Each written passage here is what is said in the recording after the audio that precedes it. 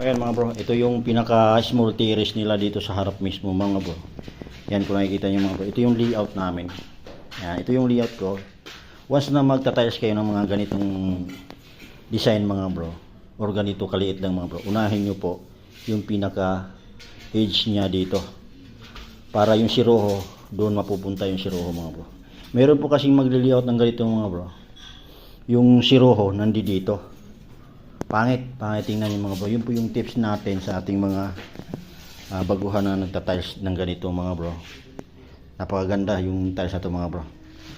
Kahoy yung design nya.